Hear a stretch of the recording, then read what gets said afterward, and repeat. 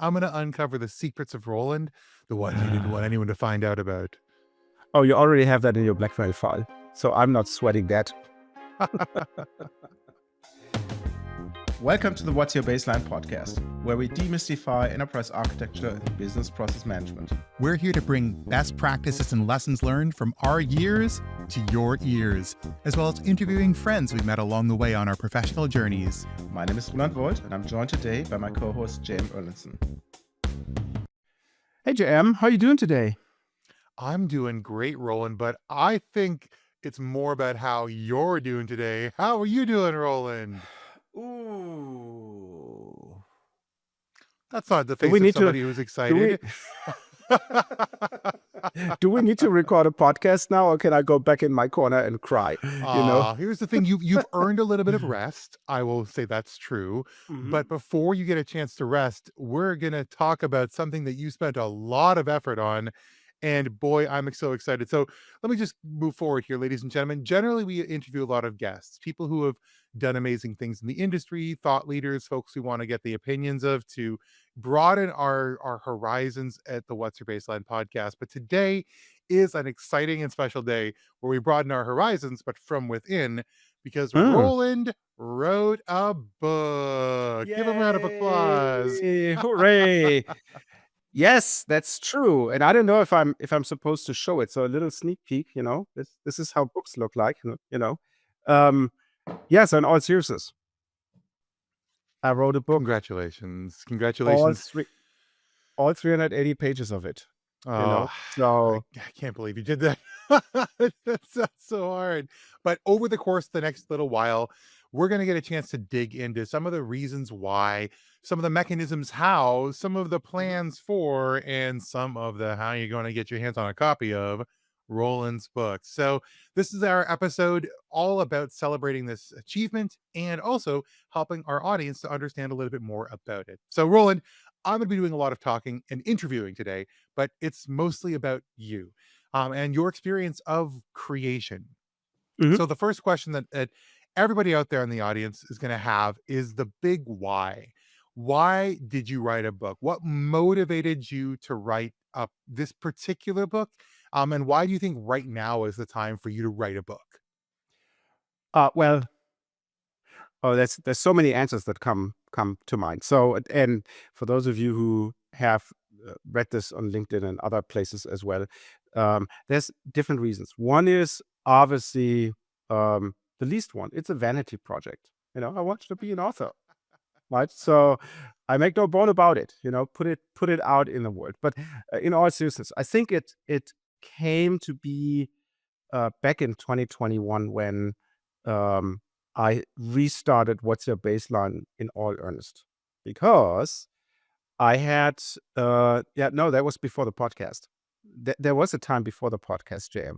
No, there's no BP. It's only AP in this house. Oh, okay. So either way, the first idea that I had was to write a book was back in 2005. So at that point in time, I worked on a large SAP implementation. I stayed about 5 years on that project, and I worked with the colleagues. And shout out to Randolph Schütte. I hope he listens to this podcast.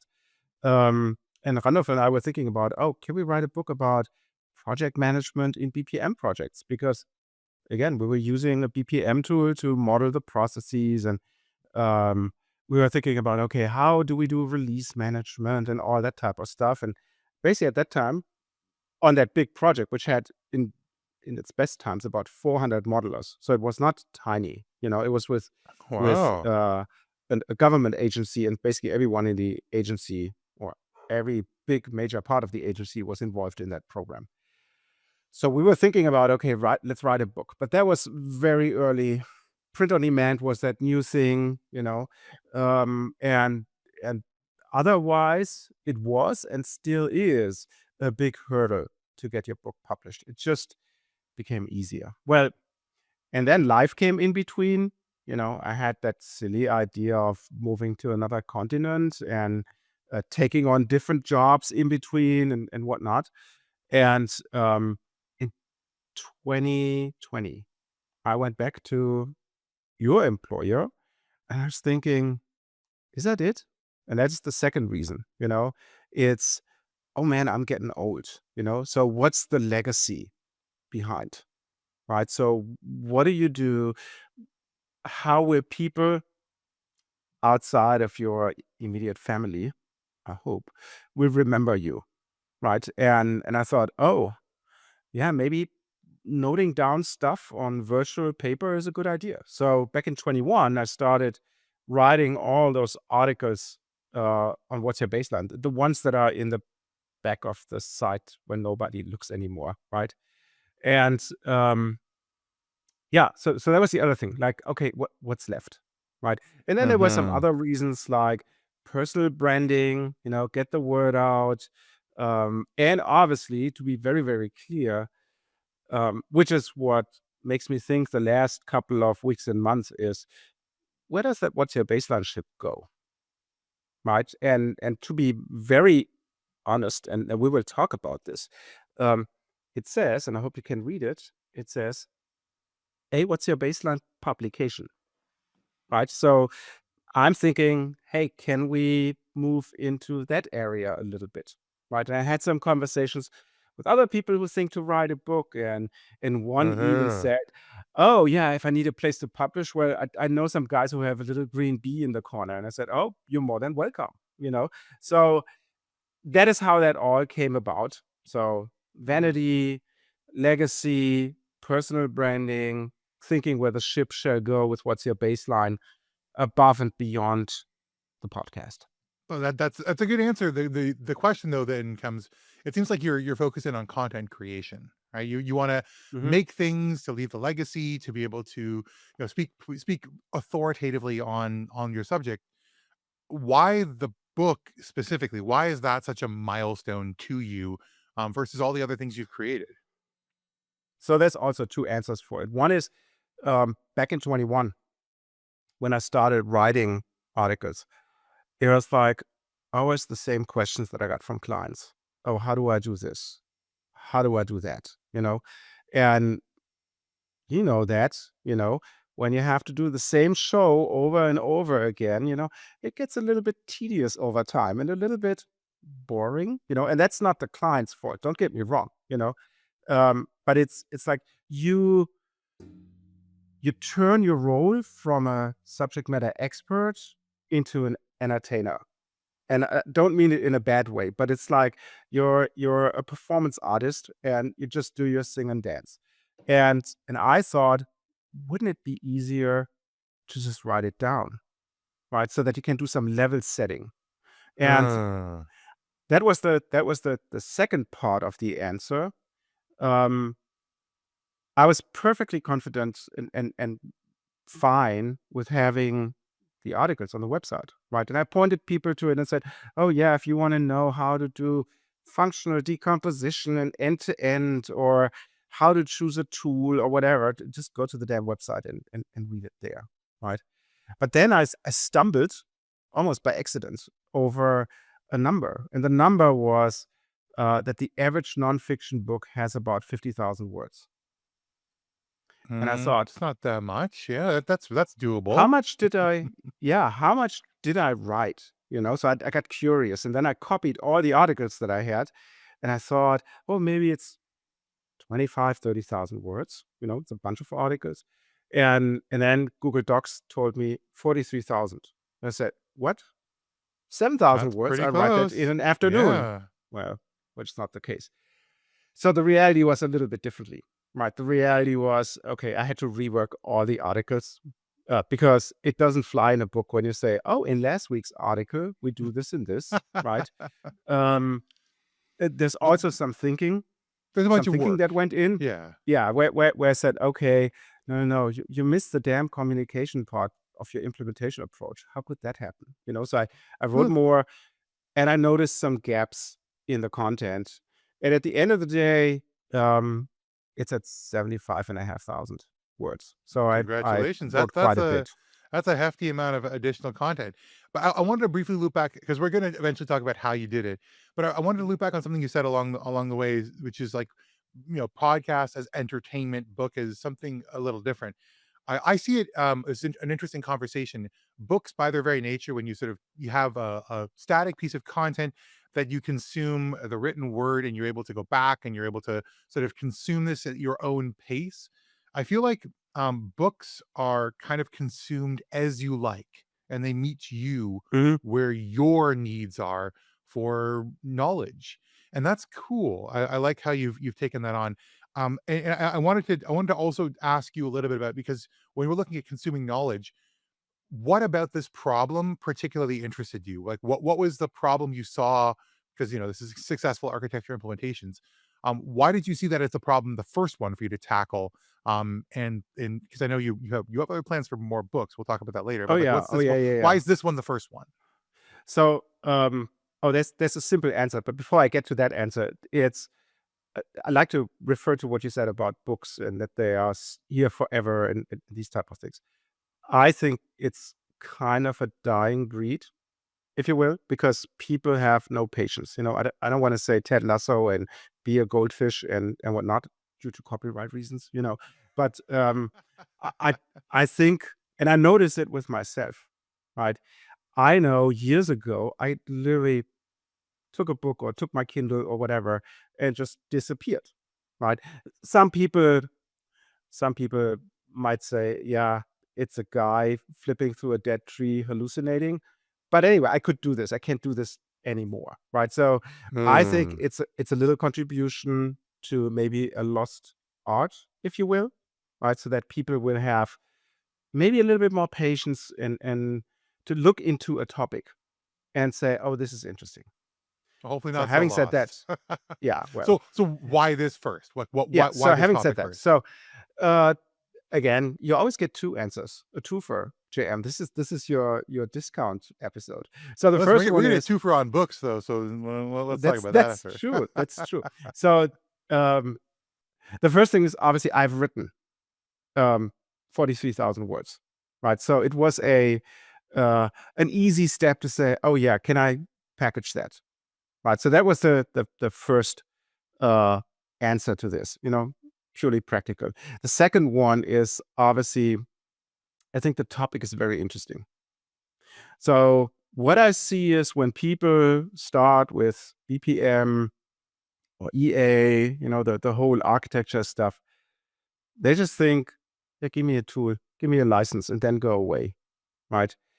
Those projects, and you've heard that, when the potential customer or actual customer says, oh, tool XYZ, it's like Visio on steroids, Ooh, right? So you yeah. already know, oh, this is where they're thinking, right? In my mind, when I look at it, and this is what the topic of the book is about, is there's way more to do to introduce that capability to an organization than just handing out a bunch of licenses and maybe have a 3-day vendor training that shows you which buttons to click, right? Because there's as you and I've discussed in literally hundreds of hours, there's more to the discipline than just the tool.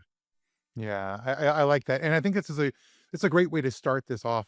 But and as I said, into a series of other conversations where you move past this into Mhm. more practical and more extended avenues of conversation around organizational design, around change management, around making the business run better. What I do want to ask in the last part of the section before we take a brief break, is other people who inspired you. So there's the why of the book also comes with a where'd you come from. So just name drop some thought leaders you think have been interesting to you, or other books that you've seen and read that really sort of pushed you in the direction of creating one of your own. You mean authors and others that were directly involved in creation of this book, No, or the more in general, general? people like books you love. You've mentioned a few of them on the podcast, but let's get them on like who inspired you and who inspires you Yeah. to create. I'm a sucker for those of you who don't know it, for graphical design and typography. So my family makes fun of me and says, "Oh yeah, he's looking at letters again," you know. So I like a lot how you communicate, right? And obviously typography and graphic design is the sounds that the written word has, right? So that's one thing. So I'm a little bit uh, interested in obviously how we as humans communicate and how the written word, because I think the invention of Mr. Gensfleisch back in 1492, or Gutenberg as you call them, was a very important one. So uh, that is one thing. The other thing is I've read obviously specific books, about BPM, about EA, and all those things, and whatever. Stephen's book about BPM, Bruce Silver's book about BPM, these type of things. But that was more like kind of work. Oh, I wanted to learn, in this case, what is that new notation, or what is DMN, or whatnot.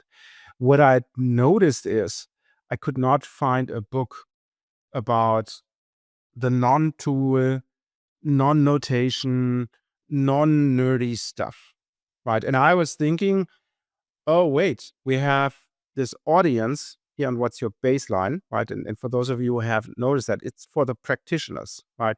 And the way how I explain it to people who are audiences, it's people leading or working in EA and BPM organizations day in, day out. It has a lower end.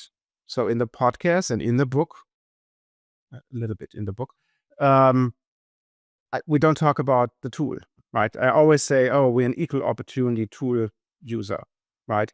I obviously had to use a tool. So I was using Eris as an example, but truly it's just an example, right? I could have taken any other tool that I would have the deep knowledge in, as you know, I worked at iGraphics, I've done alphabet implementations and all that type of stuff, but that's what I had.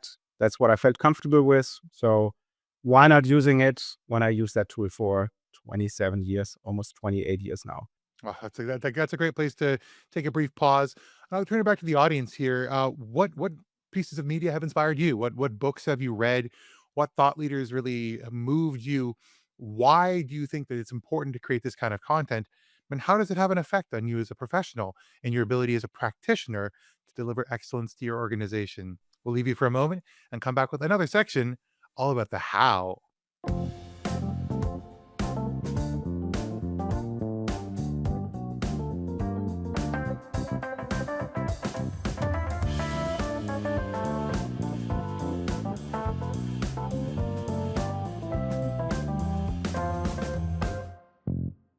And we're back with Mr. Roland Volt, a newly Ooh. minted author of successful architecture implementations. Now, Roland, I know our audience wants to know how in the world you brought this book around. So you talked a little bit about how you had some articles, Mhm. and you were turning them into something more. But what's different when you approach the conversation from writing articles to actually packaging it into a book? Like, what did you have to change when you went back through it with a fine tooth comb, and more importantly, when you decided to actually package it up into one collective motion? What was Yeah. what was different? How did you do that? How did you approach that? So so it's a learning experience, right? So I do not pretend that I know how to write books. If that was the case, Stephen King and I would be best buddies and would hang out on whatever he does in Maine. Um, yeah. So it's a learning experience, right? And what I learned is the way how I write from the mechanics perspective, so not the typing, obviously, but uh, how to structure it. And in the beginning, I had the approach to say, oh, I want to write about this topic. I created text, and then I thought, oh, 2,000 words, that's boring. Let's put some pictures in there. So this has Ah. changed, right? So for the book, I went through my inventory of articles. I developed two mind maps with different structures. I floated it to a couple of people, and obviously ended with one. And then I was trying to find the gaps. How does the story flow between the different chapters, right? Without looking at the articles, right? On a very high level. And then I said, oh crap, it's missing this and it's missing that. Oh, I haven't written anything about process governance, or I haven't written anything about organizational design and how to implement org units. And I thought, So yeah, it was a mix of reworking existing content. Like I said before, the formal stuff, but also the content stuff. But for the new things, I had the new chapters, and I hope you don't notice it. We'll see. For the new chapters, I had a different approach. The software that I was using, for those of you who are interested, it's called Reedsy, Reedsy. It's free. It's online, so you basically just type in your browser. But it allows you to have your sections and your chapters and all that type of stuff in there. So what I did is I took that mind map and basically put the bullets into the chapters, right? And said, oh yeah, I want to talk about this and this and this. And then I didn't just start typing. I was thinking about the visuals because, as I said in the first part, I'm a visual person, right? How do things look like? Hint, hint. For those of you who are interested, get the ebook because it has colorful graphics and not the black and white stuff. But I created those graphics first, right? And then I went back and wrote the content. And the content, interesting enough, was two parts. It was, what do you see on that graphic, right? Because if you have a couple of blobs on a slide, if you will, right, that doesn't say anything. But it's also giving context and pointing people to different places. So I have a bunch of endnotes in there, which takes a couple of pages at the end of the book. For those of you who are interested, which are in some part just pointing towards a standard. Remember, our mission is to demystify EA and BPM, right? So you want to know what UML is, I would assume, or the different types of waste in Lean, right? So I put links in the end so that people can then continue to learn. And what I noticed while doing that is, and looking through the story, said, oh man, this is a thick book, right? And I'm just scratching the surface. So I'm literally thinking I could take any section or any chapter in there and write a book about that thing by itself, you know? So when you remember, I said in the beginning when I was working with Randolph on that big project, you know, how do we do release management and all that stuff?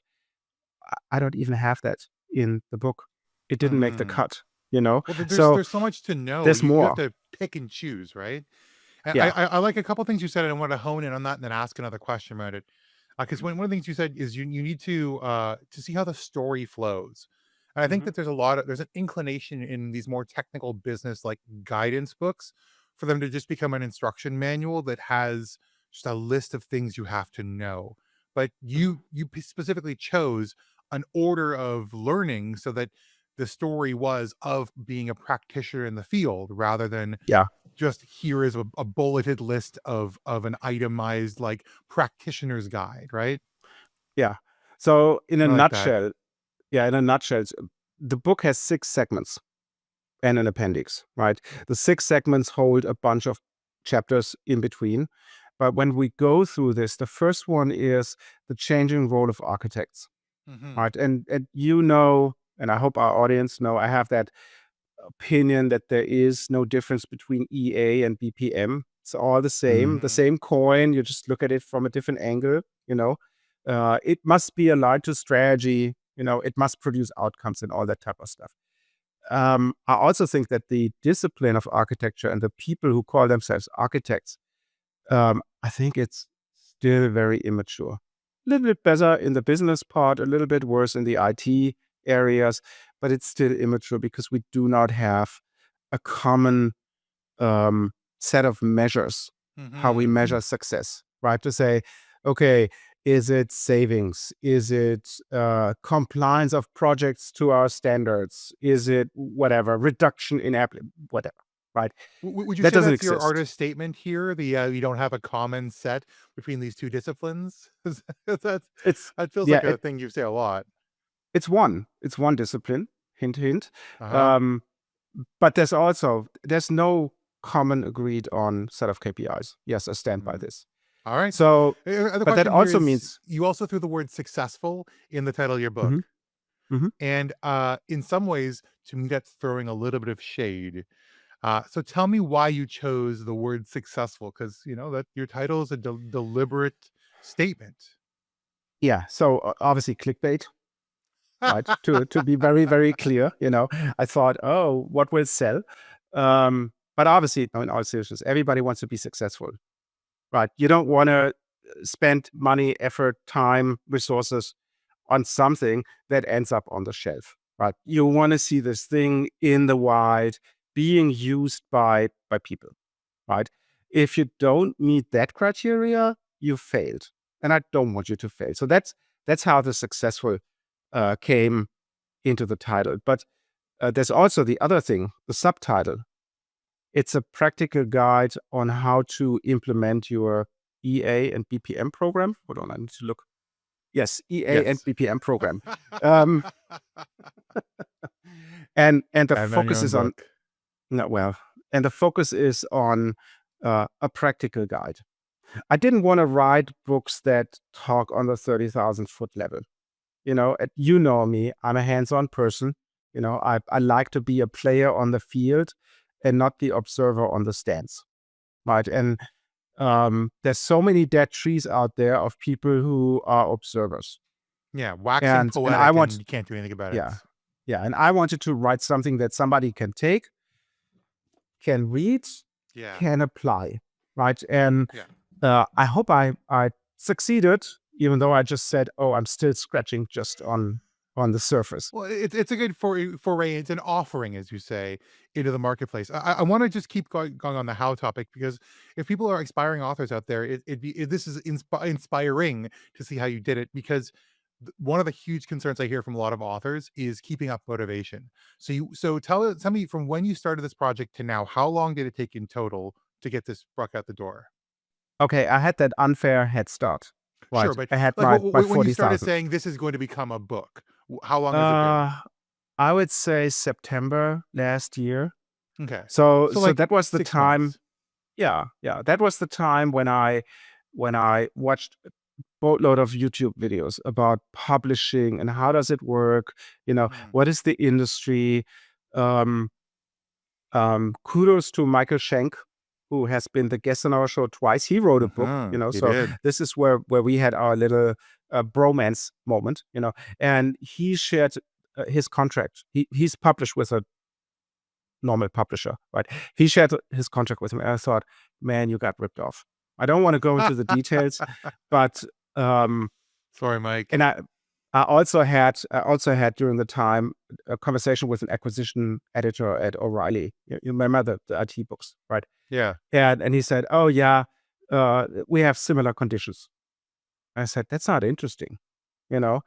What's the value add that you bring, dear editor?" And in the case of O'Reilly, there is something because they have the O'Reilly library, right, where people can check in, check out as they wish, right? And Sure. obviously you Yeah. have reach, but Yeah.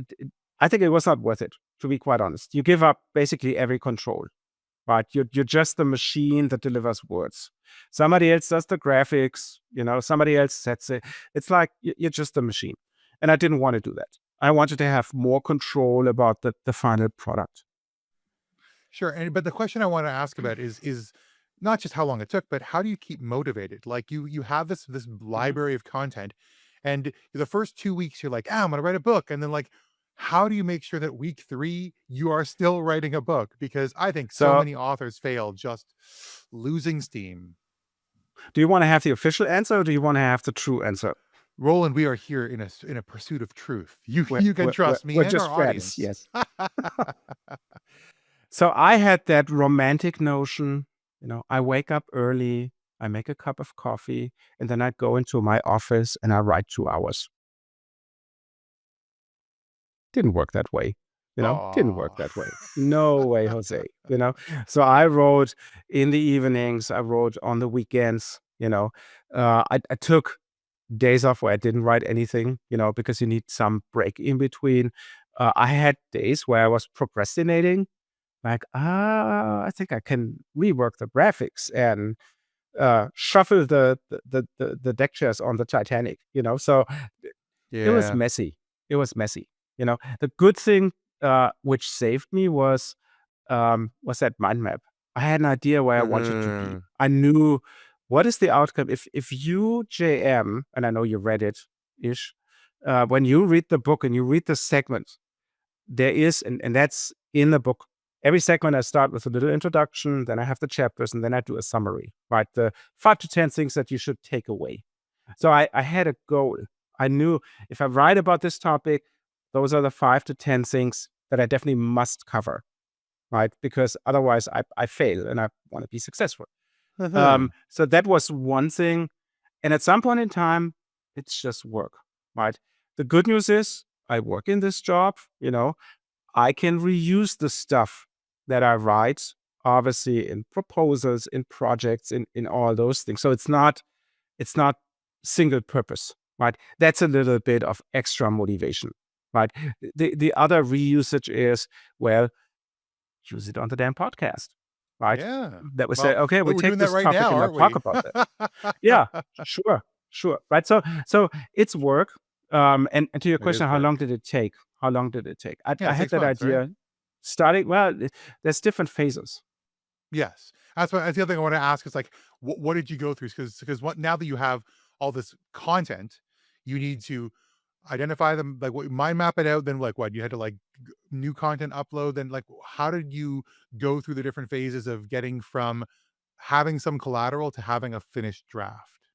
Yeah. So it started with that interest of writing a book, right? Mhm. And then I started in a text editor and all that stuff. I thought, oh crap, how do you need to format it so that it's compliant with print on demand, because they're obviously picky, and all that stuff. And then after I spent days on this and downloading templates and watching YouTube videos and all these things, I found Reedsy, which was great, right? Because it takes out the pain of the formatting. You just press a button.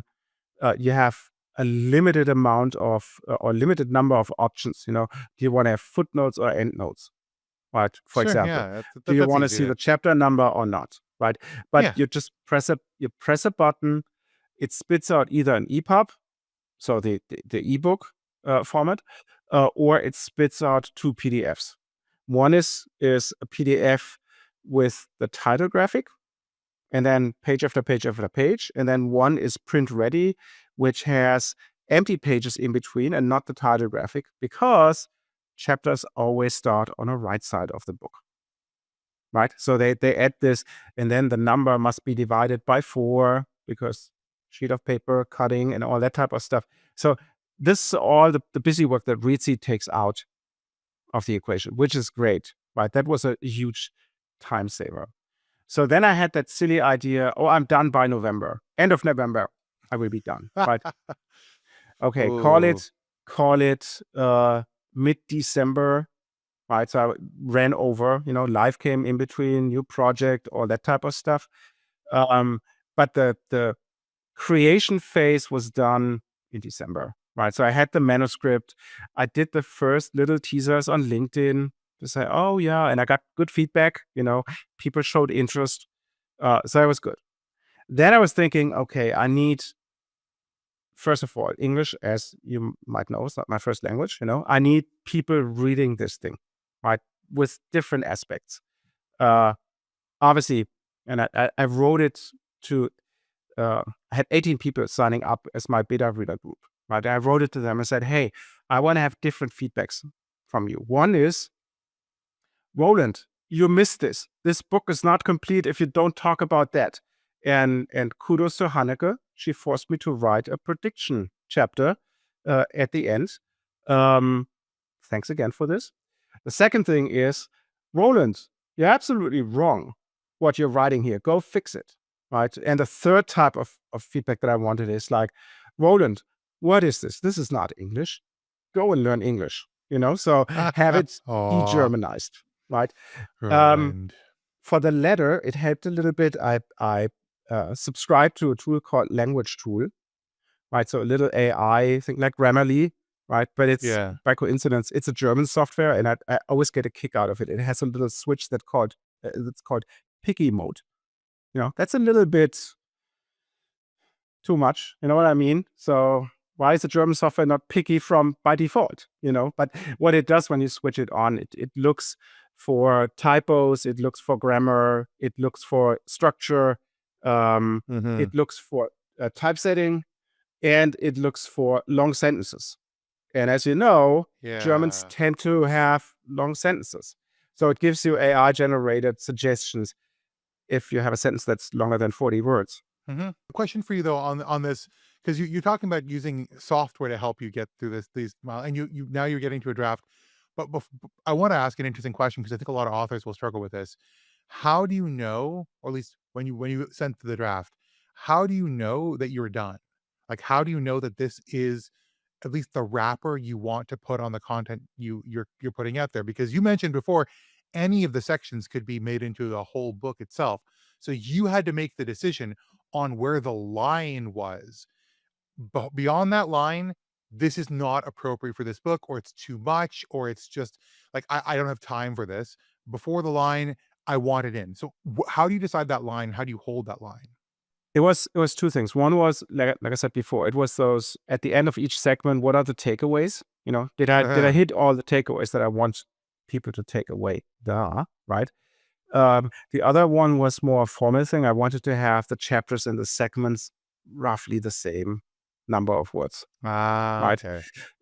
So, and I say roughly because they're between 8 and 12,000 words. The segments, there's some variation in there. Some things like the appendix has a boatload of graphics because I talk about BPMN and how to model data, and you need to show, right? But the idea was also to not make this a text desert, right? So I created over 130 graphics that I regret, by the way, today Oh because I have to boy. rework them. Yeah. Um, and I created them so that basically on every other page or every third page, you have a graphic, which makes it a little bit easier to read, I think, right? So that was the criteria that I applied to it. But the key criteria was obviously, do I hit my takeaways? That's interesting. That connects back to your mind map, right? Like the mind map Yeah. does Oh, yeah. necessarily lead to the takeaways, and the takeaways give you the bounds, and then your readers let you know if you've missed something in the bounds. And that I love that a lot. The last piece of the puzzle that I want to ask on the how, I think everyone's going to want to know this, is once you actually are done, how do you make your book digitally and physically available to people? Like how do you get that Yeah. out there? So the first thing is, and maybe to continue the story, right? Because I'm Please. very grateful for my 18 beta readers, right? So uh, they will be all named in the book, because I'm truly grateful for this. So we had about 5-6 weeks, right, where I said, hey, read it, give me feedback. And it was back and forth, right? It was, some people were very thorough, where when you read your own stuff, you just don't realize what nonsense you write. When you get the feedback, and that was from Brienne, like, you want to put the word not in the sentence, because if you don't have the word not in here, it doesn't make sense. I said, damn, she's right, or whatever, and an N. So you want to put a D behind it, and you just don't see it when you read your own stuff, because oh, it's this sentence or this paragraph, and you just fly over. So very grateful for this. They're all delivered in different formats. Big, small, snotty comments, very thorough, the whole bandwidth. I enjoyed it a lot. So thank you. You know who you are. Thank you for doing this, and you find your name in the book. And then comes the part that you were asking, well, how do I get this out? The big question that you will have to decide on is, do I go with a traditional publisher, or do I go the self-publishing route? With a traditional publisher, those guys who take 90% of your royalties, 90, right? And own all the rights of your text, right? So you can't All go and right. put it in different formats and whatnot. It's a Yikes. kind of highway robbery. Those guys do that for you. They take the hassle of whatever, buying ISBNs, and the International Standard Book Numbers. Very much how I was thinking. This is highway robbery, monopolies Yeah. and whatnot. So I forked over $600 for 100 ISBNs. For those of you who are interested in it, if you just buy one, you pay 125, Well, now you have which to write doesn't make 99 sense more at all. books, Roland. 98, because you need Ah. each format and each edition needs its own. Oh, So of the course. book will come out as a paperback and as an ebook. Right. I'm thinking about translating it into German, so paperback, ebook. And I heard I have a Canadian friend who will read it as an audiobook as well. In English, I heard, In English, I heard. And in English, I heard, yes. Nihongo The de German is, yeah. Yeah. So anyways, so this is 5 ISBNs, right? So now I have 95, which I'm pretty sure will last for the rest of my life. We'll see. We'll see.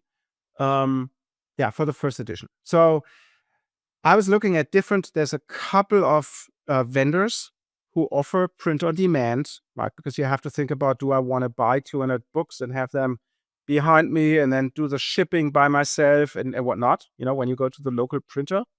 Or do you want to have print on demand? And I want to have print on demand. And it's a very limited number. It's Ingram Spark is one of the big companies, which is more B2B. The other one is Amazon, Jeffrey's Bookstore, Kindle Direct Publishing, which is the way that Sure. I went. Yeah. Right. So It's it's easy. just, I understand. it's convenient. Yes. Yeah. And it's all They print on do. demand. So when somebody orders a book, they make it and they get it shipped. Mhm. Does it also incorporate the digital copy? So you buy your Kindle Reader version or your EPUB version through Well, they that as had the well? EPUB. Yeah. Yeah. Yeah. Yeah. That's But interesting. my idea is it's two things. So first of all, there's the concept of you buy a book as the end reader, right? But there's also the concept of the author copies, right? So and it's a legal thing, right? Because what Amazon does, which I really appreciate, is if you JM buy a book through whatever Amazon, and it will be available in Sweden and Germany and the UK and Australia and everywhere, right? Japan. Yes. So you buy it, and what Amazon does from the price that they sell it, they take off the printing cost, and then the rest will be split 60-40. So as an author, for the paperback, you get 60% of the price on the book, which is fair, which is much better Pretty than the fair. 10%, right? And The you could also 10% that, theoretically sell it out of the back of your truck and then be able to make the and profit on that. that's the other thing. That's the author copies. Yeah. Amazon gives you the author copies, these things, without the not for resale stripe on it, for the printing cost, a few bucks, right? Yeah. While other publishers give you a discount from the list price, but you still pay, if the book costs $30-something, you still pay $20-something for the book as the author, right? While if I do it, it's significantly cheaper, right? Significantly And cheaper. and it's allowed that I could buy a stack of books and sell it for whatever I think I can sell it. The last thing that's interesting, and I will try it, you might have heard about Kindle Unlimited. So as an author, you have the option to go exclusively with Amazon, which they put you in a program called Kindle Unlimited. So people have it in their bookshelf. They can basically rent it like a library. It's like streaming, but for books. Yeah, you get paid Yeah. by the pages because they know, Oh. there's a page flip, right? So you get Pretty royalties good. through this, and they do certain advertisement options that you have and all that type of stuff. So Are you what on I'm Kindle thinking Unlimited? is I will do that. It's at least for the first 90 days, and then after that, because I hold the rights. It's a what's your baseline? Oh, by the way, we're a publisher now, JM. I We are an know. imprint officially. Yeah, and then the other thing, JM, is obviously you wanna, or I want, I want to go with the Kindle stuff first because it's again, it's easy, right? Amazon makes it easy for you. But obviously I want to spread the word. I want to get it out. So I will go to Apple and Google and all those other Eventually, bookstores, yeah. right? And list it. But there's also the thing, and that's a matter of how you advertise it. You can buy this thing for $30-something, right? I will have 2 additional offers, which I will use the author copies for. One is you can buy it in bulk, right? If you're an organization and you want to hand it out to your team, let's It's talk a good discounts, idea. right? You So have a that's fledgling one thing. management consulting practice and need a bunch of people to know what they're doing? Well, the other thing is, I sell this to you for $100, and you get an hour of consulting with me, It's a pretty right? reasonable rate. I didn't Yeah. know Oh, that's how cheap you were, Roland. Only so we, it's like I'm 70 cheap. bucks an hour? Yes. Yeah. You wish. Yeah. So the consulting fee that we typically take are much higher, right? But Yeah, I yeah. think that's an affordable way for an organization. I don't expect the single end user to pick that up. I'm talking No. organizations, right? Yeah, orgs should do it. Um, I understand. to say, hey, we read your book. We have some questions. And I would have some questions that also, if you have a consulting organization, I hope you take notes, Roland, because I know that you have other plans. We'll talk about those plans in a subsequent section, but I just wanted to put a cap on this one because we really talked about a lot of the how of making a book, and I want to turn it back to our audience. Does that sound doable to you? Like how far away are you from packaging your thoughts into something like a single copy of a manuscript or a single treatise on the topic that you're a specialist in? This is something you'd like to try. And does it sound appealing for you to be able to create, disseminate, and reap the rewards of becoming an author? We'll come back with our final section, all about what's in the book and what's next for Roland. Baby, you ain't no shooting star. You ain't as good as you think you are. There's no shame in giving up. You'll be happier in the long run. 'Cause you ain't no shooting star.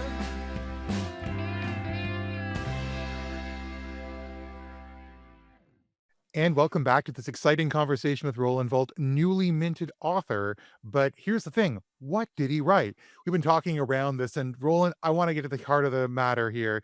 First, tell me, what kind of people should be buying this book, and what would they see in themselves as a role or a goal that would mean that Uh-huh. they should read this content? And then I would like you to outline at a high level what each section looks like.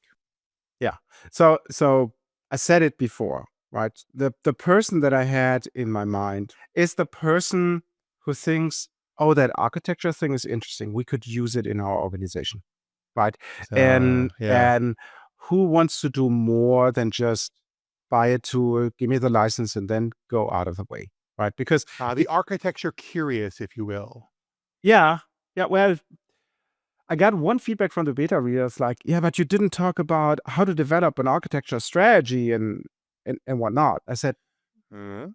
I thought that is not the point of the book, right? It's not the content. And we spoke about content governance adoption, you know, this is all about all that stuff around it. So I thought it's that poor guy who has that idea, who has to get the right arguments to sell it to his purse holders, right?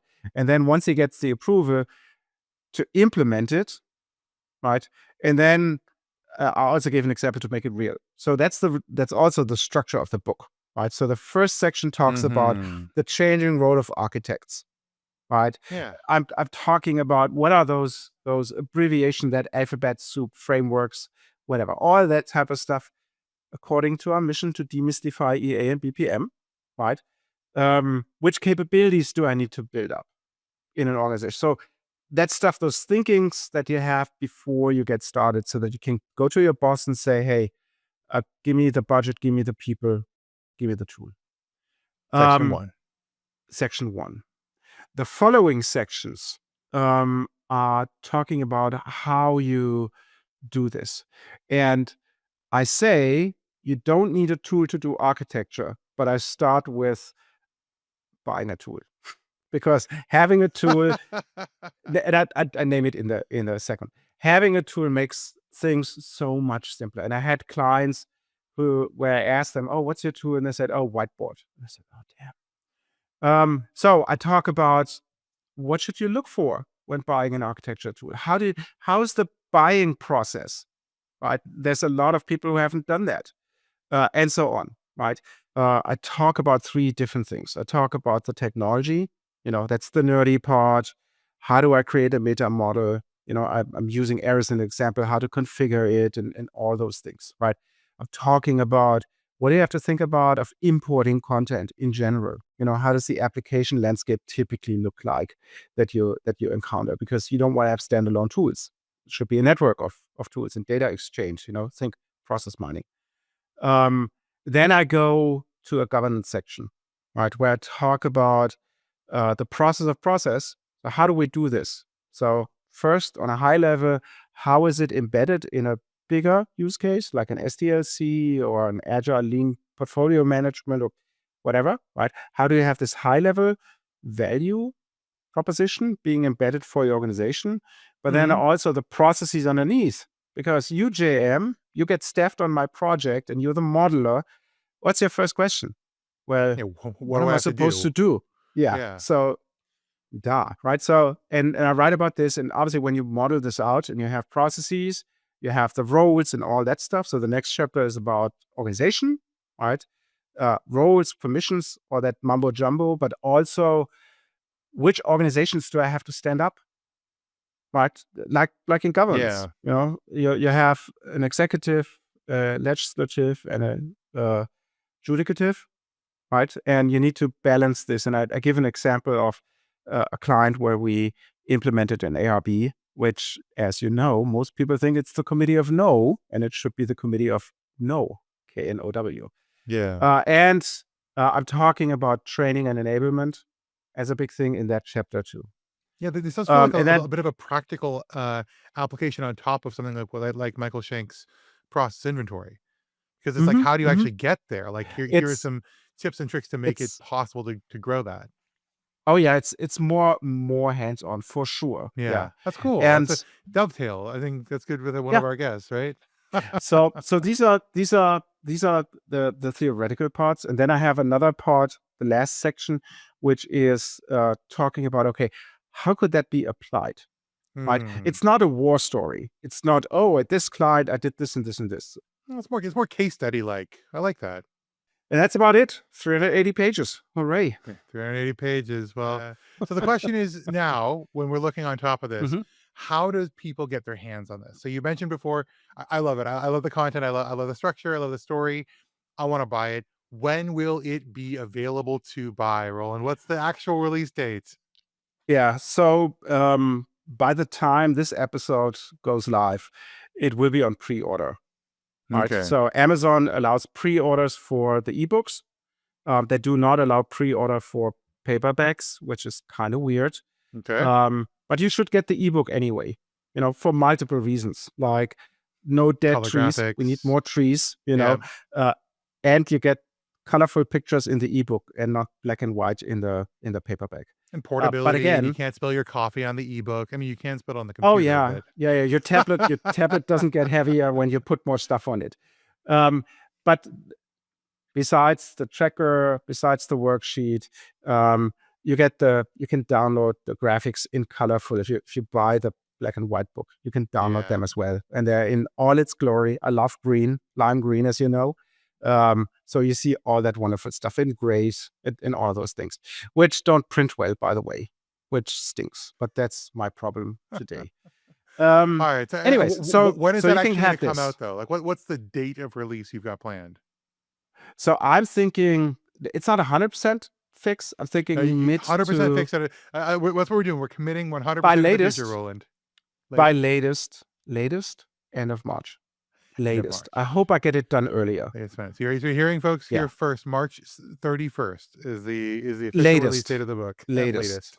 Yeah, I'm shooting for the 17th, but I don't want to put my hand in the Yeah. fire because I just noticed, it has that stripe not for resale on it, right? So these are the proof copies, and it doesn't print well. So I have to. Yeah. I'm currently reworking all the graphics that they have more contrasted and whatnot. So I want to see more of that, so that the book has a certain quality that I can say, okay, this is acceptable if somebody forks over money. Yeah. But you can come to whatsyourbaseline.com and sign up for like email notifications. Make sure that you're on there. Yeah. So if people are listening to the episode, they're like, is it already out? Go to whatsyourbaseline.com. Or when is it going to come out? Go to whatsyourbaseline.com, sign up for email notifications. That's a big win. It's whatsyourbaseline.com/pre-order. right? Yeah. So literally, it has a little sign up box there. I will send out notifications, right? When it's on pre-order, when it's on publishing, whatever. I Yeah. would When be it's very order. grateful. I would be very grateful for those guys who pre-order it. And I do Mhm. have an offer for you. If you send me your receipt, I will send you a PDF copy of the book immediately. So you can pre-order Hey, it. You don't have to wait until it's available, end of March or whatever. You get the content as a PDF today, right right? now. I love it. When I read the email. I Yeah. would So be so this is very the question. grateful. I So would be very grateful for those of you who read it if you would leave a review on Amazon, because that's what I learned is the currency in self-publishing. yeah. People, first of all, do buy it and also read it and also review it because it's always good for us to be able to get feedback, particularly Roland on this book. Because, and Roland, I've been implying it this whole time, but I've heard from you a few times in this, even in this one interview, that it's not enough. It's a good starting point, but there's so much more to talk about. So, what's next? I've heard there's a second book in the works. Yeah, so there's two things. One is 3 of you lucky watchers and readers can win a copy of the book, right? Preferably Ooh, the ebook because of dead trees and all that stuff, but I sure. make it your choice, right? Um, so that you get this. But to get your question, yes, I'm already writing on a second book. And to close the loop, I said in the beginning, the average business book is 50,000 words, where I got a quarter of that already written. And the book will be called Successful Process Mining Projects, a Hey, all practical right. guide on how to, and now Do I need more process words. mining. Yeah. Yeah, But maybe it's as simple I as love that. it. Yes. Well, by the way, just as a note for folks who are listening in, if you can go in and comment on the one of our posts as we're announcing this episode, any of those posts, we'll take those comments, and please make it a reasonable comment, no profanity. As we take all those names and we draw 3 lucky winners to get copies of the book. So comment on this post, comment on any of the different sources we have on What's Your Baseline LinkedIn. We'll collect all those names and put them back out. But I wanted to ask another thing because, I'm sitting over here quaking in my boots. This is a time of great instability in companies. Is this the end of the What's Your Baseline podcast? Are you only an author now, Roland? What's going No, on? no. That is for sure. Uh, I don't know if I should say that. For all of you as aspiring authors, JM like you, um, the average nonfiction book will be sold about 1,000 copies. That's not enough to live from, right? So you should be very, very aware that this is not, except if you are Stephen King, that this is not your main source of income. So no, the idea is obviously to continue with the podcast, right? It's more to widen the offer that we have for you guys. Right. So you see things, and some people did it, buy some t-shirts, right, which is similar to buy a cup of coffee, buy me a cup of coffee, these type of things. So that helps to whatever, keep the lights on, whatever. We need to pay for a website and the recording studio and all those type Sure, of things. yeah. But that's obviously also not an income, right? But maybe we can do something with books. Maybe we can do something with learning offers. That'd be great. I don't know. Yeah, JM, we lots of plans of we things we need to can do with What's talk. Your Baseline. And if you want things from us, once again, just like getting a comment to get yourself a potential free book, comment and let us know what you want. That's always a good way of getting in touch with us, or sending us an email at hello@whatsyourbaseline.com. We read those and we respond to them, which is fantastic. Now, Roland, the last note from you on today's episode, I want to ask you, this book would not have been possible without the support of a lot of different people in your life. So please, this is an opportunity for you to send your thank yous out to anyone you want to name, or anyone in Hold on. general, any groups, people you want to name that I will. helped you to get here. So I will read it. I will read it from the acknowledgement page. Oh, And I know you're fishing from compliments, because the first person I mentioned is a guy called James Erlinson. that's right. me. Yeah, that's Aw. you. Yes, and by coincidence, that gentleman also wrote the foreword for the book. So Just a So little bit. you earned your keep. Then I obviously mentioned Randolph Schütte, right, who I had that idea with back in 2005. Michael Schenk, who's a good sparring partner for all things publishing, and I learned a lot from this. And then my beta readers of the book, Bart Guyton, Brianka Steele, Kaspar Jans, Dara Malkova, David Routing, Ellen Pelletier, Eric Seidel, Gemma Hughes, Guillermo Lopez Felipe, Anneke Löw-Moos, Javed Qureshi, Mark Mendelsohn, Martin Holling, Markus Schuckert, Matus Mahler, Ralf Gaumitz, Ron Cohn, and Tony Phillips. So thanks for the feedback. That's a rogues gallery. I love them. And lastly, Yeah. you, our dear audience, all you listeners and watchers of the podcast, all of the guys who read my musings on whatsyourbaseline.com and all those things, because without you, I would have never written the book. Oh, isn't that nice? And I think that's a perfect thank you for the episode. Folks, thank you for coming along with us on this. Please go to whatsyourbaseline.com/pre-order for this episode's book we were talking about, or episode 85 for this episode.